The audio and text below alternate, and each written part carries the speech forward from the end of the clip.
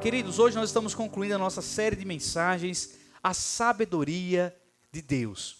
E se tem algo que todo cristão deve desejar, deve buscar, é o discernimento. Não há uma vida cristã sem um olhar de discernimento. Não há uma vida cristã que consiga enxergar a espiritualidade em todo lugar, o propósito em toda circunstância e, sobretudo, a soberania de Deus em qualquer cenário. Então nós temos que nos render à compreensão da soberania de Deus. Deus é soberano. E através do discernimento espiritual é possível enxergar o que Deus está fazendo, o que Deus está permitindo, mas a razão principal, como aquilo servirá de motivo para a glória do nome do Senhor. É bem verdade que vivemos dias em que nos deparamos com muitas vozes ao mesmo tempo. São vozes externas, são vozes internas, que muitas vezes geram dúvidas, mas também provocam medo e insegurança ao nosso coração. São opiniões, são conselhos, são previsões, é a própria dinâmica da filosofia de querer para tudo trazer uma explicação, uma resposta. A verdade é que sempre haverá algo querendo roubar a nossa atenção. Guarde isso, essa é a verdade. Sempre existirá algo querendo a nossa atenção. E há uma batalha constante por atenção em pleno século XXI, instante em que nunca a comunicação chegou em uma esfera como a nossa. Hoje, qualquer criança, por meio de um site de pesquisa, por meio da própria inteligência artificial, tem mais informações do que qualquer imperador no auge do seu imperialismo. Mas conforme existe muita comunicação, também surge muitas dúvidas. Também surge muita angústia. Também surge muitos questionamentos. E, sobretudo, o medo de decidir, de escolher, de tentar. Mas em meio a tantos ruídos, vozes, palavras que trazem dúvida e insegurança, nós, como cristãos, somos convidados a usarmos o discernimento. E é por meio do discernimento que nós começamos a nos perguntar: isso vem de Deus? Essa conduta é amparada pelo Senhor? Essa decisão está em total acordo com o meu Deus? É o discernimento que nos leva a esse patamar, principalmente em meio a uma tentativa de normalidade para aquilo que para Deus não é normal.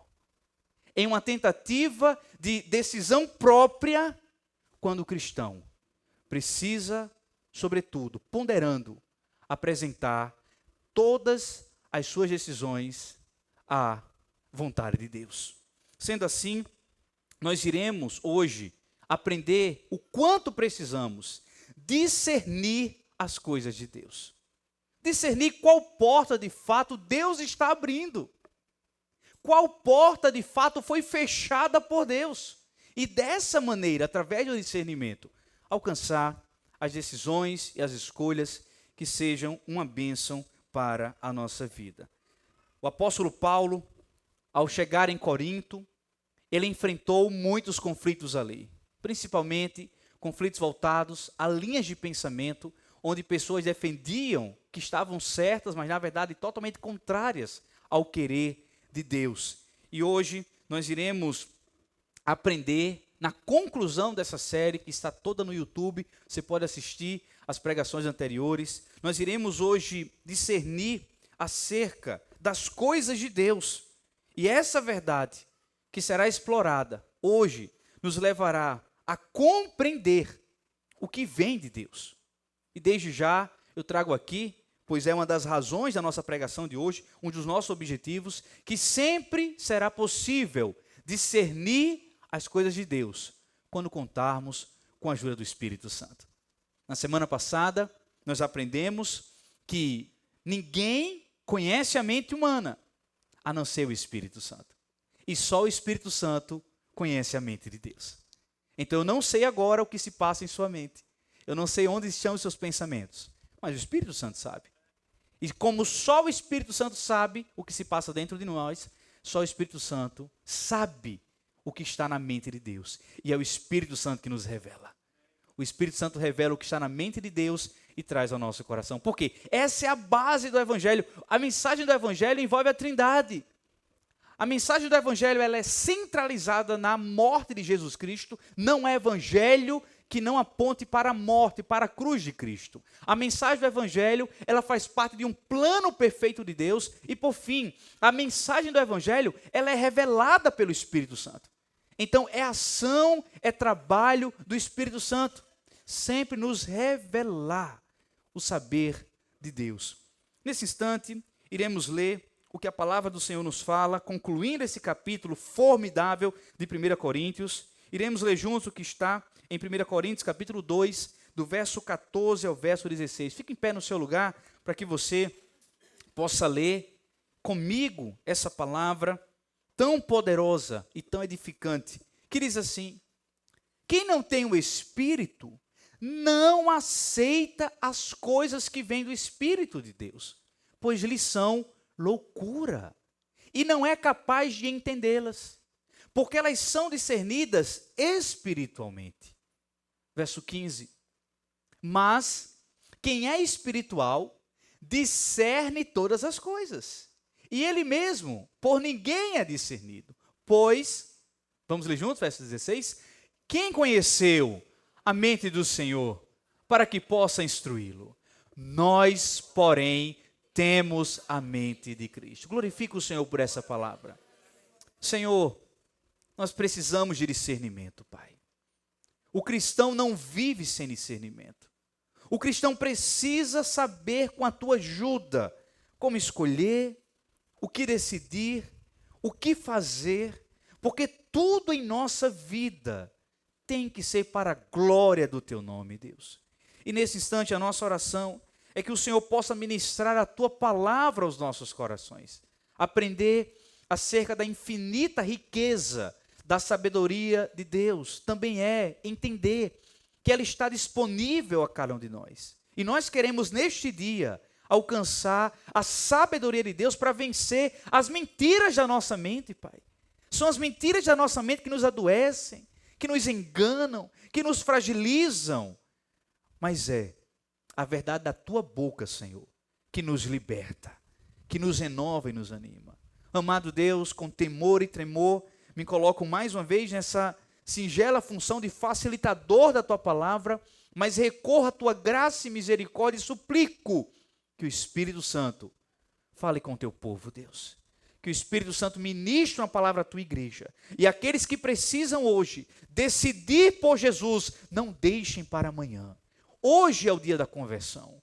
Hoje é o dia da salvação. E essa escolha é feita pelo Senhor. Então age, Deus, conforme a tua vontade. Em nome de Jesus, que todos digam amém. Sente no seu lugar. O pastor Hernandes Dias Lopes, ao comentar esse texto, ele analisa dizendo, abre aspas, o conhecimento de Deus não é produto da investigação humana, é produto da revelação divina, fecha aspas. Nós só conhecemos Deus porque Deus se revelou. Ao contrário da arqueologia, que busca-se comprovações históricas para se ter evidências que possa localizar aquilo que foi encontrado a alguma etapa da humanidade, voltada a algum contexto cultural, social, seja o que for. A teologia, o conhecimento de Deus se dá porque Deus permite, Deus concede parte do seu conhecimento para mim e para você. Então, sabendo que, levando em consideração, porque esses 3 versículos, na verdade, eles são conclusivos de tudo que o apóstolo Paulo está falando, desde o verso 1 do capítulo 2, há uma ação sobrenatural do Espírito Santo em nos revelar o que se passa na mente de Deus. E é por meio do discernimento que estaremos cada vez mais evitando as escolhas erradas. É só por meio do discernimento que nós não iremos desistir daquilo que não podemos desistir. É só através do discernimento que eu sou conduzido por uma convicção celestial e não apenas amparado por minha simples vontade. Sendo assim, eu quero compartilhar com a igreja algumas lições, e a primeira lição é a seguinte, ponto 1. O homem natural não discerne as coisas de Deus. Olha o que fala o verso 14. Mais uma vez, vamos ler. Quando o apóstolo Paulo diz: quem não tem o Espírito, não aceita as coisas que vêm do Espírito de Deus, pois lhes são loucura, e não é capaz de entendê-las, porque elas são discernidas espiritualmente. Quando Paulo fala aqui do homem natural, não apenas do sexo masculino, mas falando do ser humano que não tem o Espírito Santo, e quem não tem o Espírito Santo é quem não foi salvo por Jesus Cristo. E a salvação em Jesus não vem de boas obras, a salvação de Jesus não vem de uma frequência a cultos, a missas. A salvação de Jesus só vem através do reconhecimento pessoal em que nós somos pecadores. E que só Jesus pode nos conceder o perdão dos nossos pecados. E esse perdão só era adquirido quando um pecador como nós confessamos ao Senhor isso: Jesus, eu te aceito, eu te recebo como o meu Senhor, como o Senhor da minha vida, porque se eu não tiver o Senhor, eu estou perdido. Eu estou em uma condição de morte espiritual e logo não tenho o Espírito Santo e não vou discernir o que é espiritualmente. Então, quando Paulo fala do homem natural, ele está dizendo daquele que não nasceu de novo, que não foi regenerado pelo Espírito Santo, que não foi limpo pelo Espírito Santo, que não foi transformado pelo Espírito Santo. Ele pode ser até uma pessoa culta, uma pessoa inteligente, uma pessoa religiosa, uma pessoa ética, mas não compreende as coisas espirituais. Não vê com desespero a ausência da salvação em sua vida. Quantos e quantos estão caminhando para a morte eterna, na condenação, e não são capazes de se desesperar por esse estado, de serem inimigos de Deus. E por que agem assim? Porque são mortos espiritualmente.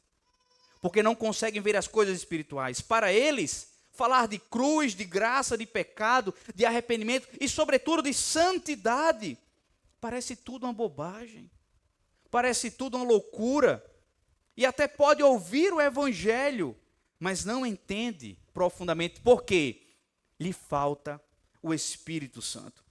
Quem não tem o Espírito Santo não entende e não aceita os valores do Evangelho. E aquilo que Deus rejeita, o mundo aplaude. Como também aquilo que Deus valoriza, muitas vezes, o mundo não liga, o mundo não quer. Imagine você tentar explicar as cores para um deficiente visual. Não conseguiremos. Da mesma forma, quem não tem o Espírito Santo, pois não foi salvo em Jesus Cristo, não o confessou publicamente, não entregou a sua vida ao Senhor, não consegue entender a dinâmica de Deus, a vontade de Deus. Então, isso nos ensina a entendermos, a confiar no Espírito Santo. O homem natural não consegue discernir as coisas de Deus, porque sem o Espírito, as verdades de Deus parecem loucura. O entendimento espiritual vem pela revelação e não pela razão. Por isso que temos que evangelizar. Por isso que temos que dizer a quem nós amamos que só Jesus é a salvação. E que cada um precisa tomar essa decisão e confessar. Precisa declarar: eu recebo Jesus como meu Senhor e Salvador. Mas a espera, ela é enganosa. Ou também traz uma má compreensão, pois muitos querem primeiro melhorar para depois se converter. E não é essa a dinâmica que o Evangelho ensina. O Evangelho recebe pecadores para que eles possam ser melhorados através de Jesus Cristo. Só através de Jesus. Então não use essa desculpa. Estou esperando melhorar. Não, venha todo errado como eu fui. Venha todo pecador, como eu fui, todos nós fomos, para através de Jesus, a partir de Jesus, existir transformação. Eu posso ver um amém da igreja? Segunda lição, fazendo um contraste. Primeiro Paulo falou do homem natural, não consegue discernir. Aí depois ele fala do homem espiritual, do ser humano espiritual. Olha o que diz o verso 15. O verso 15 vai nos ensinar, mas quem é espiritualmente discerne todas as coisas. E ele mesmo por ninguém é discernido. Paulo agora volta-se para o homem espiritual. Por quê? Diferente do homem natural, o homem espiritual é aquele que tem o Espírito Santo habitando nele. É aquele que nasceu de novo. É aquele que tem um ouvido voltado à voz de Deus. É aquele que submete ao padrão e à vontade do Senhor. A palavra-chave deste versículo, que classifica e é uma brilhante característica do homem espiritual, é discernimento.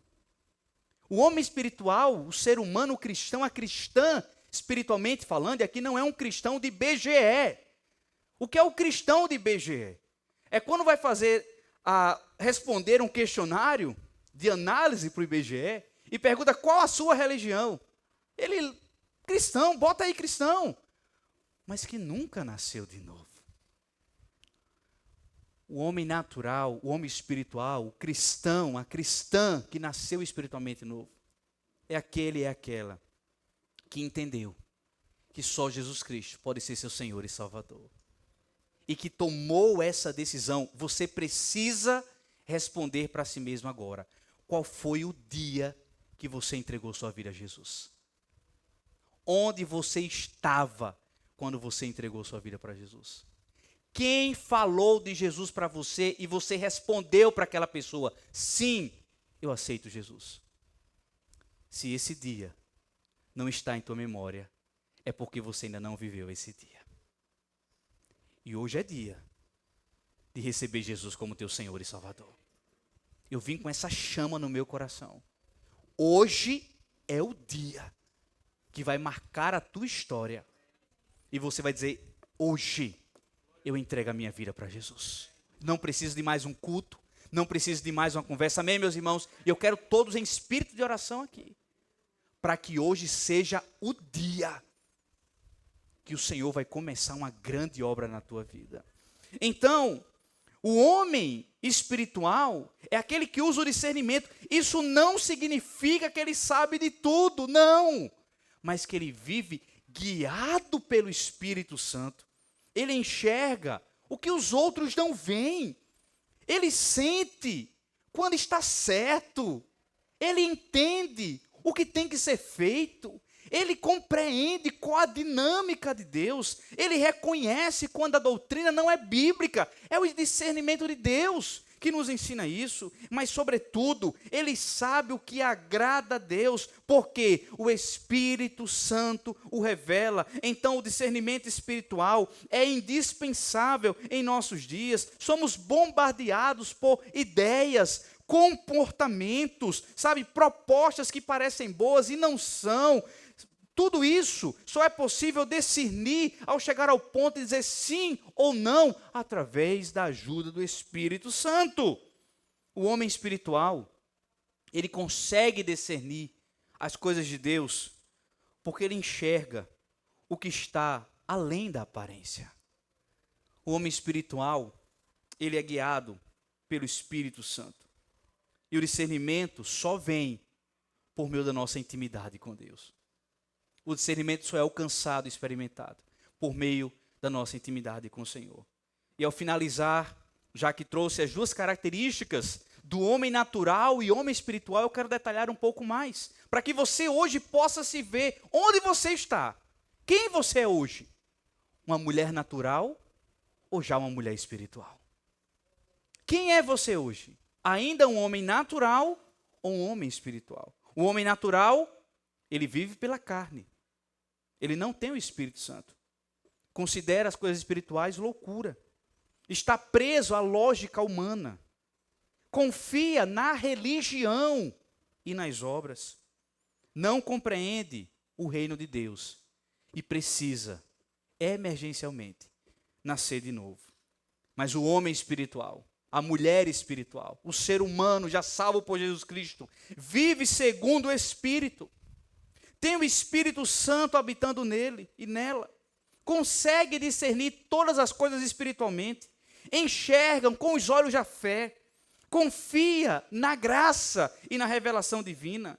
Compreende e vive os valores do reino. E por fim, nasceu de novo. É uma nova criatura. E acerca do novo nascimento, ocorreu um diálogo muito grandioso entre Jesus e Nicodemos, um mestre da lei, respeitado e exímio conhecedor das Escrituras. E Nicodemos, certa vez, vê Jesus entrar no templo, um templo que virou um comércio, um templo que precisava sacrificar alguns animais, e vinham-se estrangeiros. E aí as pessoas diziam, vamos colocar um IOF bem alto, porque a moeda vai ter que ser trocada, uma casa de câmbio, imagine assim. Então vamos colocar um IOF bem alto, para que esse animal seja trocado superfaturado. E aqueles animais eram vendidos a um custo altíssimo, existia um interesse próprio de negociação, de lucratividade e não de adoração. E quando Jesus vê tudo aquilo, Jesus quebra o templo. Quebra tudo, diz transformar a casa do meu pai em uma bodega. Você acredita que Jesus falou isso? Que conversa é essa? E quebra tudo. E está Nicodemos olhando de longe. Nicodemos espera anoitecer e vai bem caladinho conversar com Jesus. E diz, como assim? Que autoridade é essa que você tem para fazer o que você fez? E Jesus fala, a autoridade que o meu pai me deu. E Nicodemos achou Jesus muito corajoso com aquilo que fez. E começa um diálogo entre eles. E Jesus fala, Nicodemos, ninguém pode ver o reino de Deus se não nascer de novo. Nicodemos, com todo o conhecimento que tinha, com toda a compreensão das Escrituras que tinha, falou, mas Jesus, é impossível alguém nascer de novo. É impossível eu voltar para o ventre da minha mãe. E Jesus diz a ele, Nicodemos, é necessário nascer de novo espiritualmente. Mostrando para Nicodemos que não era a religião que iria levá-lo para Deus e fazê-lo nascer de novo, não eram as boas obras, mas o reconhecimento de Jesus como Messias. É bem verdade que não se sabe qual foi a decisão de Nicodemos. A Bíblia não revela. Acaba aquele diálogo, a verdade é que Nicodemos sai com várias reflexões, mas a gente não sabe se daquele diálogo houve uma decisão dele de deixar de ser um homem natural para se tornar um homem espiritual. Terceira e última lição. É necessário nós temos na verdade o discernimento, porque obtemos a mente de Cristo. E Paulo vai finalizar o verso 16 dizendo, quem conheceu a mente do Senhor, para que possa instruí-lo? Nós, porém, temos a mente de Cristo. A mensagem que Paulo prega em Corinto, o berço da filosofia. Paulo chega naquela cidade e se depara ali com uma mistura, de ensinamentos, onde não desprezava-se o evangelho, mas dizia que o evangelho só seria poderoso se viesse com o evangelho filosofia, lógica humana. E o apóstolo Paulo prega o evangelho da cruz de Cristo. E ele começa o capítulo falando isso, que quando decidiu estar com ele, disse, pois decidi nada saber entre vocês, a não ser Jesus Cristo e este crucificado. Então, a mensagem que Paulo pregou em Corinto, o berço da filosofia em sua época, foi a mensagem do evangelho, e esta mensagem veio da mente de Cristo. Quando alguém rejeita a mensagem do evangelho, está rejeitando a mente de Cristo. Essa declaração poderosa que Paulo fala, que nós recebemos a mente de Cristo, significa ter a mente de Cristo, é pensar como Ele, é sentir como Ele, mas ver o mundo como ele vê. Por isso que a conversão transforma a nossa mente. O nome desse processo em grego é metanoia. Mudança de mente. Eu estava andando por aqui, mas Jesus transformou a minha mente e me fez andar por aqui. Eu pensei que eu seria muito feliz andando por aqui, mas Jesus entra na minha vida e diz: só eu sou o caminho, a verdade e a vida. E me coloca no caminho certo. Então, através dessa transformação da nossa mente, dessa ótica que Jesus nos concede, e significa que o Espírito Santo nos capacita a reagir com graça, escolher com sabedoria e viver com humildade e propósito, nossas decisões, por termos a mente de Cristo, não são mais baseadas naquilo que nós queremos. As nossas decisões precisam ser conforme a mente de Cristo, porque nós temos a mente de Cristo. Amém, meus irmãos?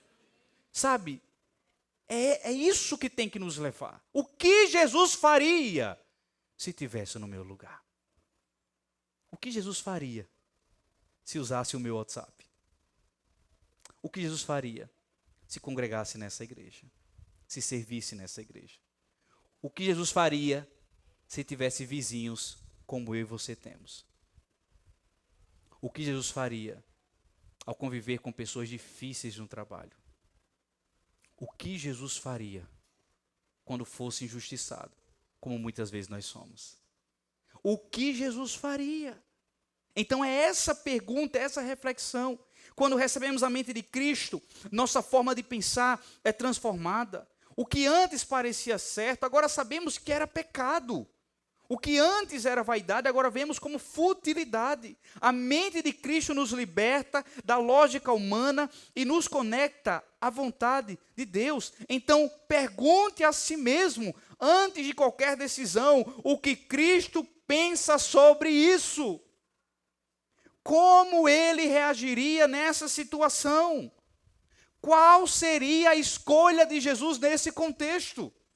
A maturidade cristã passa por esse processo de pensar como Cristo pensa. Pois ter a mente de Cristo é pensar, sentir, agir como Ele. Você é cristão? Você tem a mente de Cristo. Você precisa entender isso. E diante dos enganos que vêm sobre a nossa vida, estamos cansados, cuidado. O cansaço é a porta aberta para a nossa mente mentir para a gente. Você sabia disso? Está esgotado, cuidado. O esgotamento são as janelas da nossa mente abertas para mentir para a gente. Está frustrado, cuidado. A frustração é um tempo de atuação de mentiras da nossa mente para conosco. Mas diante de tudo isso, para não cairmos nas mentiras da nossa mente, o que fazemos? Lembramos, por meio do discernimento, e tendo a mente de Cristo, eu vou buscar pensar, sentir e agir como Ele. A transformação do nosso pensamento é obra do Espírito Santo. E a maturidade espiritual não é um nível de perfeição, mas é um processo de aproximação com Deus. Sempre que você pensar em maturidade espiritual, não é um nível de perfeição, mas um processo de aproximação. Estamos mais próximos com Deus. E eu concluo dizendo que o discernimento, poder discernir as coisas de Deus, é uma necessidade urgente para mim e para você. Discernir as coisas de Deus é para hoje. Nós precisamos hoje discernir as coisas de Deus. O mundo pode chamar de loucura, mas se é a vontade de Deus, é o que nós precisamos desejar. É o que nós temos que ter. O discernimento espiritual é um dom do Espírito, não uma habilidade natural. O mundo não compreende, mas nós temos a mente de Cristo, então peça a Deus sempre um coração sensível e uma mente voltada a discernir tudo que é para a glória de Deus. E o convite de Deus para mim e para você hoje é: meu filho e minha filha, eu vou te dar discernimento. Venha, me busque, que eu darei discernimento a você. Intimidade com o Senhor, que não vai faltar sabedoria na tua vida. Busque o Senhor e através da mente de Cristo podermos experimentar da sabedoria de Deus. Você tem buscado discernir as coisas de Deus? Pois esse discernimento só virá por meio da intimidade com o Senhor. Reaja a toda e qualquer situação, sabendo que por meio da espiritualidade nós chegamos próximos do Senhor, mas também Deus derrama sobre as nossas vidas tudo aquilo que é bom, perfeito e agradável para cada um de nós. Que o Senhor derrame sobre a minha vida e a vida de cada um de nós discernimento do alto. Que Deus nos abençoe. Aplauda o Senhor por essa palavra, em nome de Jesus.